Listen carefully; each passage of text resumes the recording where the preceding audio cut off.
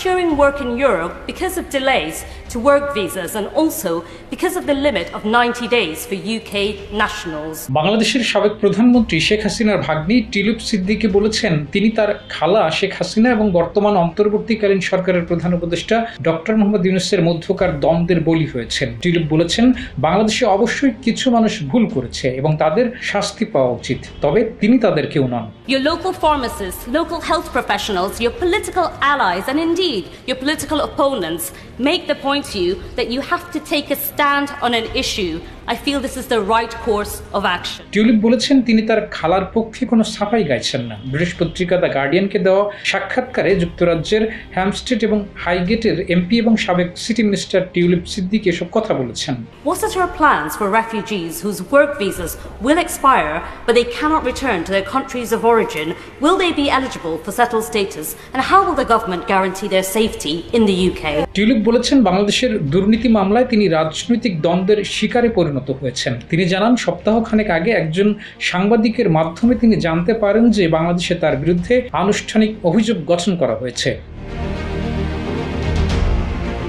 বাংলাদেশি কর্তৃপক্ষের অভিযোগ সাবেক প্রধানমন্ত্রী শেখ হাসিনার ভাগ্নি হিসেবে প্রভাব খাটিয়ে টিউলিপ তার মা শেখ রেহানা, ভাই রাদওয়ান মুজিব সিদ্দিক এবং বোন আজমিনা সিদ্দিক রূপন্তীর জন্য বাংলাদেশের রাজধানী ঢাকার পূর্বাঞ্চলে একটি জমি নিশ্চিত করেছিলেন। টিউলিপ এসব অভিযোগকে সম্পূর্ণ হাস্যকর বলে মন্তব্য করেছেন। তার এবং আরও 20 জনের বিরুদ্ধে বিচার শুরুর তারিখ নির্ধারিত হয়েছে 11ই আগস্ট।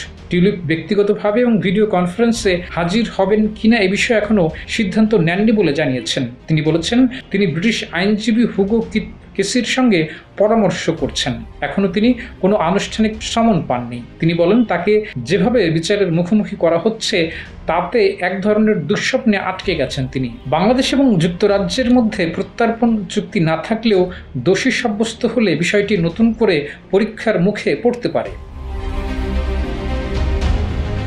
গত বছরের জুলাইয়ে ব্রিটেনের লেবার পার্টি ক্ষমতায় আসার পর ব্রিটিশ প্রধানমন্ত্রী কিয়ার স্টারমারের ঘনিষ্ঠ হিসেবে পরিচিত টিউলিপ সিদ্দিক অর্থনৈতিক সচিব এবং সিটি মন্ত্রী হিসেবে দায়িত্ব পান। তিনি আর্থিক খাত পর্যালোচনায় সক্রিয়ভাবে কাজ করছিলেন। তবে টিউলিপের দাবি অনুযায়ী 2024 সালের শেষ দিকে নোবেলজয়ী অর্থনীতিবিদ এবং শেখ হাসিনার রাজনৈতিক প্রতিদ্বন্দ্বী ডক্টর মোহাম্মদ ইউনূসের নেতৃত্বে অন্তর্বর্তী সরকার গঠনের পর থেকেই বাংলাদেশের রাজনীতি তার জীবনে প্রভাব ফেলতে শুরু করেছে।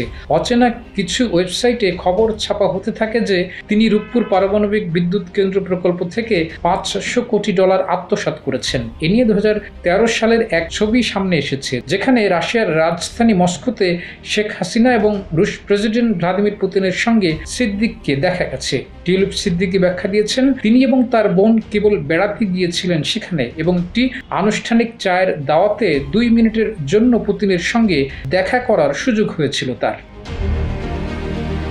Desk report. Jai Jai Din. If you talk about renationalizing certain amenities, in my opinion, that makes you a pretty progressive politician.